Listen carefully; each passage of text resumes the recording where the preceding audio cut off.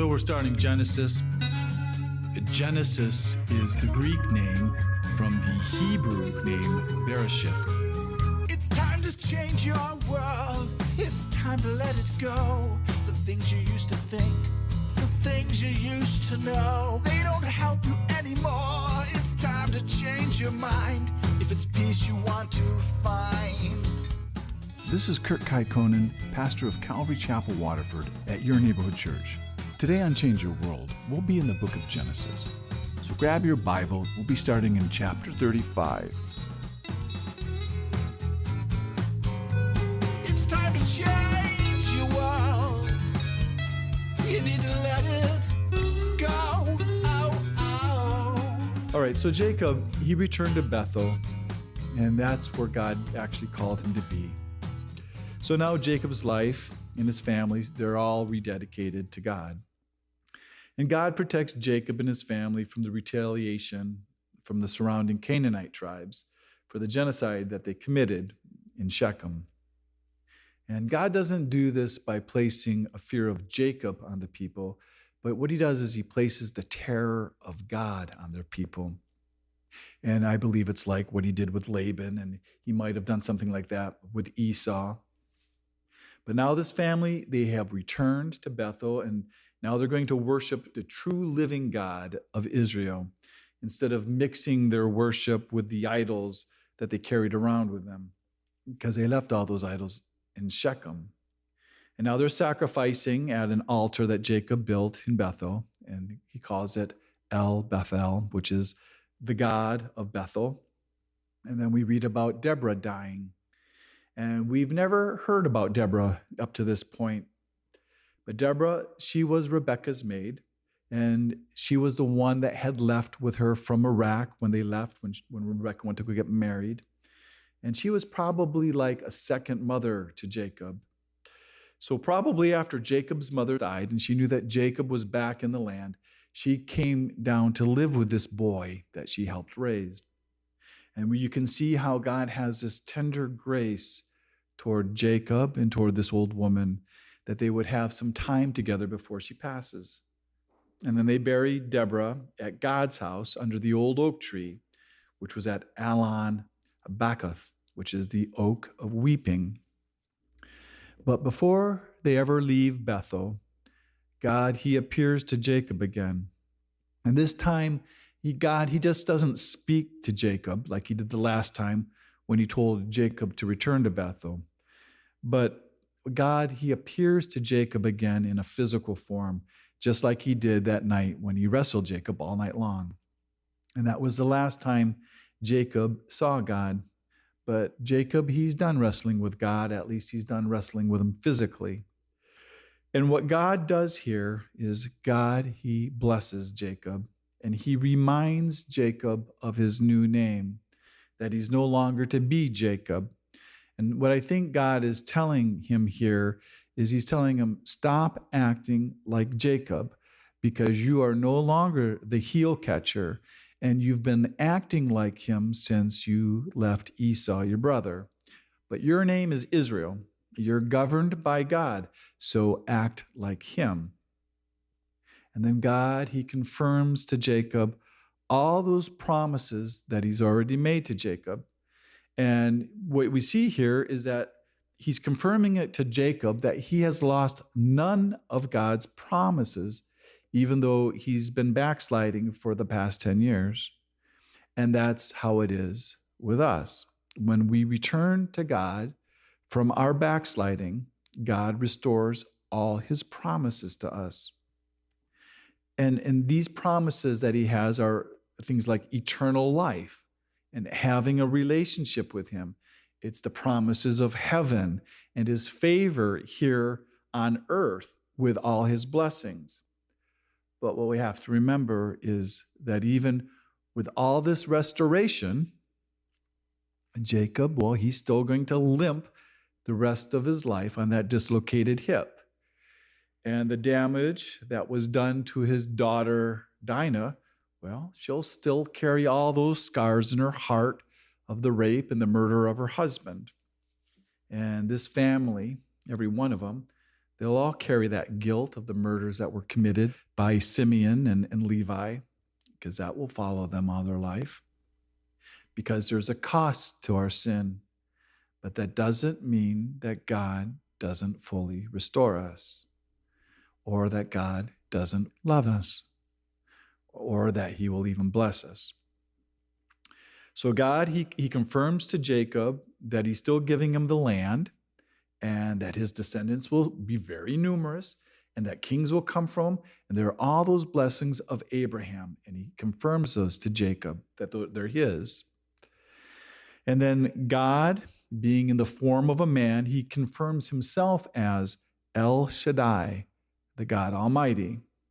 And then it says that God went up in that place where they talked. And so now God, being in the form of a man, and we know that this was Jesus again, he just leaves them by just going up. He doesn't walk away. He just ascends into heaven. And in that spot where God ascended, Jacob puts up another pillar. And on this pillar, he pours out a drink offering. And a drink offering is wine. And then he pours oil on top of it. And now this is a symbol of Jacob dedicating his whole life to God. And he's saying, let me be poured out like this offering that I poured out. And so now Jacob, he's leaving Bethel. And we've never heard that Rachel had conceived another child until the time that she actually has this child and has this son. And they're on the way to Hebron. But Rachel, she only makes it to outside of Bethlehem. Her contractions start coming. And she has this baby, and it's the 12th son of Jacob, and she knows that she's going to die. And some people believe that this is a judgment from God, and that it's that curse that Jacob had sworn that whoever stole Laban's idols, will be put to death. But I don't know if that's true, because that was over 10 years ago. And the truth is that death, well, it's just a part of this world because of the curse that the whole world is under. It's under the curse of sin. And this 12th son of Jacob, he will also be a leader of a tribe. But this son, he brought such sorrow to his mother because she'll never get to watch him grow up, and she'll never get to enjoy to see all the stages in his life. So Rachel, she names her son of my sorrow, Ben Omi. But that's too heavy of a name for a little boy. So Jacob renames him, and he calls this boy son of my right hand. And that's what he was, and that's what he became. Because it's Benjamin, he's the one who comforted Jacob in his old age through all the rest of his trials until his death. And this little boy, Jacob will hold on to tightly because he is the last son of his beloved Rachel. Okay, and so now Jacob, he raises another pillar, but this one's outside of Bethlehem, and it's to mark the place where Rachel died. And this is the only pillar we ever hear of that Jacob raised to anybody besides God. But after this tragedy, there's another tragedy, and this one's caused by his son Reuben. And there's no delicate way to say what Reuben did with Bilhah, Jacob's concubine, but he laid with her. And Reuben here, he's in his mid-20s, and we don't know what led up to this encounter. But this will cost Reuben his birthright, because that birthright was Reuben's, because Reuben was the oldest. And Bilhah, she consented to this betrayal, because it doesn't say that Reuben raped her, but some say that this was a move on Reuben's part to take the headship away from Jacob and to replace him in the family as the leader. Because we see this type of action in other places in the Bible. We saw Absalom when he did that with David and he took, his concubines, or with Abner when he took Saul's concubine. It was a move to take the leadership. And that's what some think, but I think it was just plain lust and foolishness. But this kind of act would have made it really awkward for everybody in that family to live there. And Jacob, he didn't say anything to Reuben about it. He didn't speak a word about it because Jacob, he wasn't very good at disciplining his children. It wasn't one of his strong points. But somehow, this relationship, it survives. And Jacob doesn't mention it, but he does mention it at his deathbed because he doesn't put any faith in the son anymore, Reuben. He calls him unstable as water. And so now we're at the end of this chapter. We have Jacob. He's walking with the Lord and he's being faithful to him. But we can see that even with Jacob now being faithful, he's still full of hardships and he's still full of trials. And now he's moving his family back home to Hebron so he can be with his father before his father's death. And if we all live long enough, we'll all go through seasons like this, the loss of our loved ones. But with this family, although it's always hard, this family, they have hope because this family, they're believers. They believe in a resurrection. They believe in the resurrection of the dead, and that death is not the final goodbye. But for believers, it's more like, well, we'll see you soon. So Isaac, he lived 180 years, and he lived the longest of all the patriarchs. And Jacob, who's now Israel, he becomes the patriarch of this family, and now he inherits the land. And Esau, he comes from his kingdom, from Mount Seir, and he helps to bury his father. And where Esau lives in Mount Seir, that's where we find that ancient rock city of Petra. And you may have seen that city in movies like Indiana Jones, The Last Crusade, or the Mummy Returns, and it's a beautifully carved out stone palace in a mountain. And now we go through this whole list of Esau's descendants. And then now we say goodbye to Esau because this story from now on becomes about Israel, God's chosen people, until he brings his Messiah, Jesus the Christ. And like we talked about, Esau's descendants, we don't know much about them. But the ones we do know about, we know about Eliphaz because he becomes the father of Amalek. And Amalek was a wandering tribe that becomes the continual enemy of Israel. And then there's this mention of Jobab in verse 33. And many people think that Jobab is actually Job from the book of Job, and that this Eliphaz was one of those men that came to comfort him. And if that is true, you would see how even some of Esau's descendants, how they learned to know the true God of Abraham and Isaac, because they were descendants also. And if that's true, that shows us that God is not the respecter of persons, that he's not prejudiced, that Israel is called because Israel has a purpose. And we see here that a lot of Jacob's sons, well, they didn't really turn out that good. And so it's kind of good to see that some of Esau's sons, they didn't turn out so bad, but not all commentators believe that Jobab is Job, and they have their reasons. So at the end of chapter 35, it ends with this list of Esau's 12 sons. And in our translation, it calls them all chiefs. Chief Timnah, Chief Avlah, Chief Jephthah, and so on and so on. But what I like is I like the original King James Version because he calls them all dukes. And he calls them Duke Timnah and Duke Avlah and Duke Jephthah. And I like to think of these guys kind of like they're the Dukes of Hazzard. Now, in chapter 37, we don't focus so much on Jacob, but we begin to focus on Jacob's grown children. And the youngest of these is Joseph, and he's 17 years old here. And this family, they've always had a problem with picking favorites. And then they let everybody know that they have a favorite. If you remember, Isaac, he had a favorite son.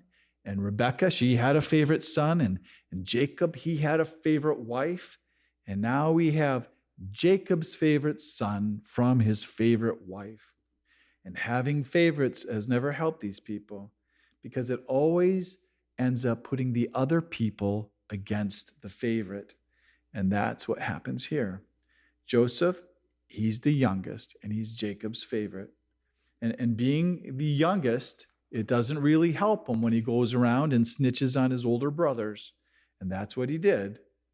And all 10 of these older brothers, they already have a problem with Joseph because they know that dad likes him best. But it was really easy for Jacob to like Joseph best because Joseph was the only one that was good. The rest of them, at their very best, were jerks. And at their very worst, they were immoral, hardened, murdering thieves. None of them were good at all. And Joseph, we'll find out even later, that he was also very good looking because he probably looked like his mom, like the beautiful Rachel. And it says that his dad, Jacob, that he gave Joseph a coat of many colors. And nobody really knows what the translation of those words, many colors, really means, because it's only used in one other place in the Bible, and that was talking about the king's daughters. They're only guessing what made Joseph's coat any different from the other boys' coats. So, I mean, you might think that the other boys are going around with these really plain, drab, dirty, tarnished kind of robes. And then Joseph, he's kind of walking around like he's Jimi Hendrix, and he has these really brightly tie-dyed robes, and he's all cool. But that's probably not what it really means.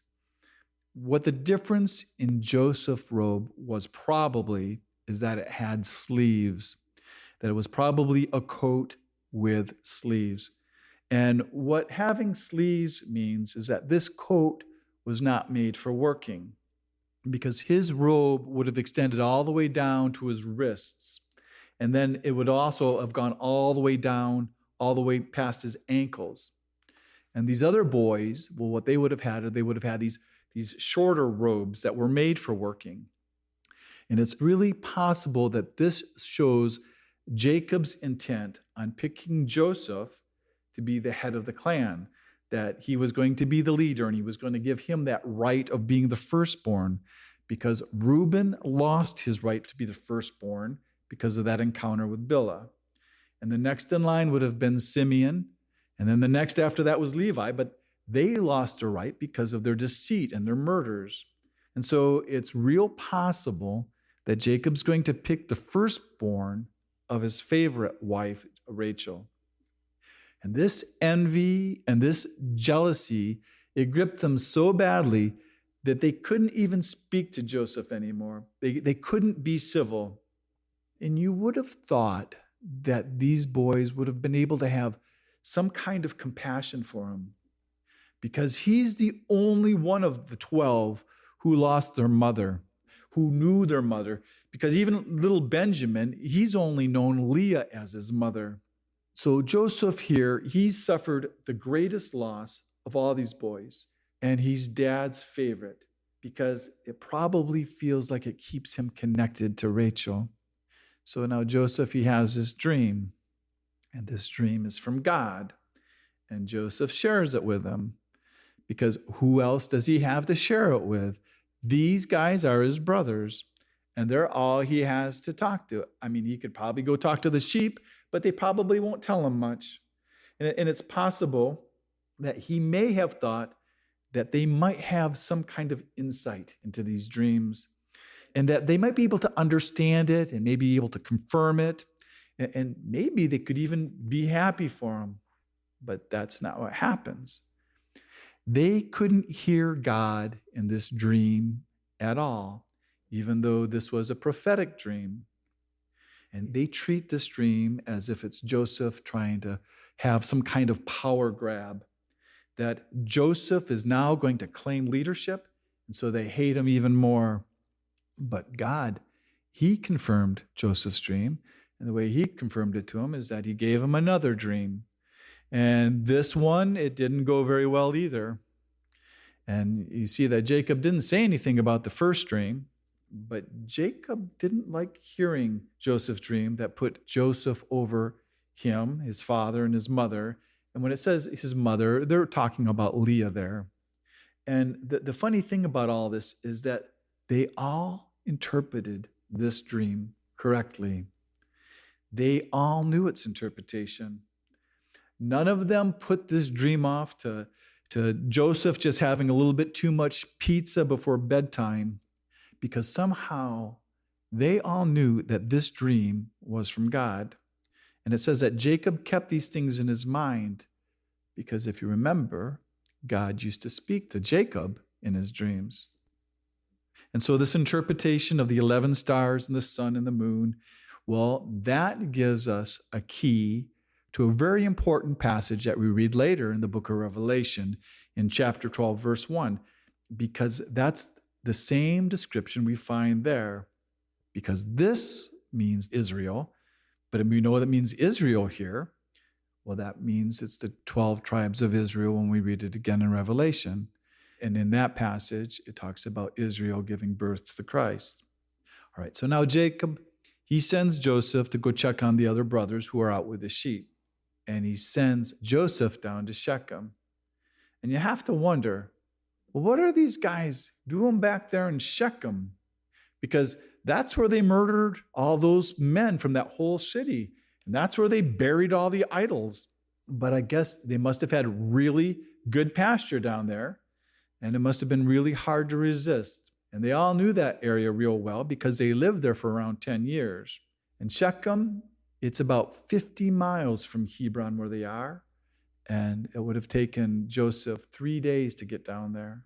And so he travels down there for 3 days, and he can't find them anywhere.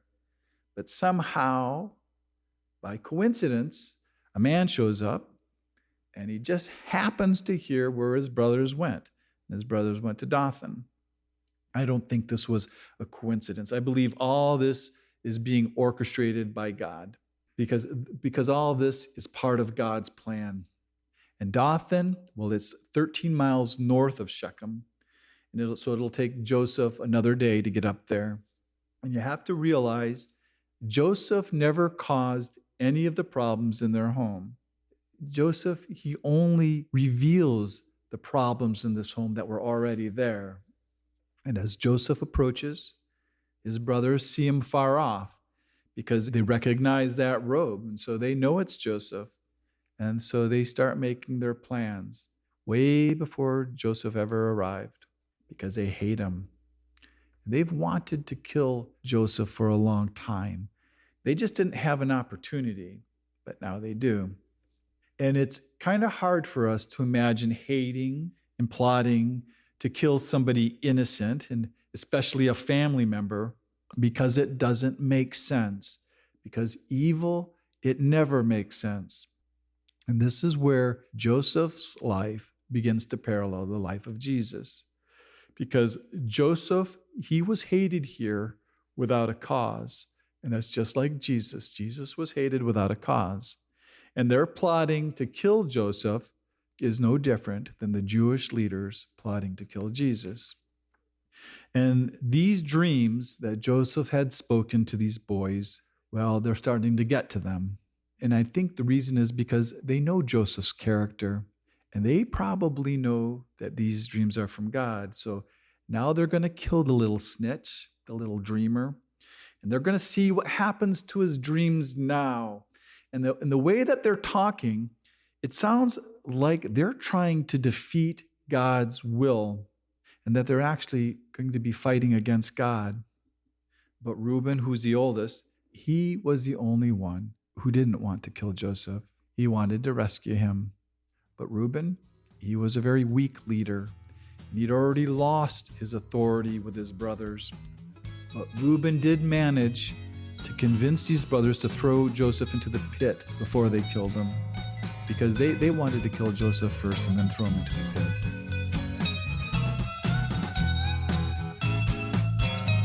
You need to change your world. You need to let it go. Oh, oh, oh. Thanks for listening to Change Your World.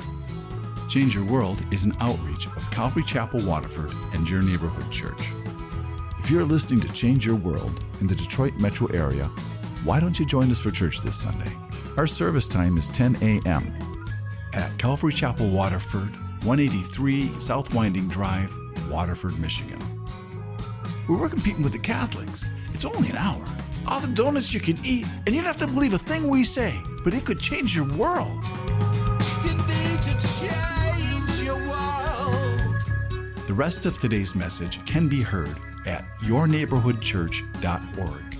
So check us out and download the app. And until next week, remember,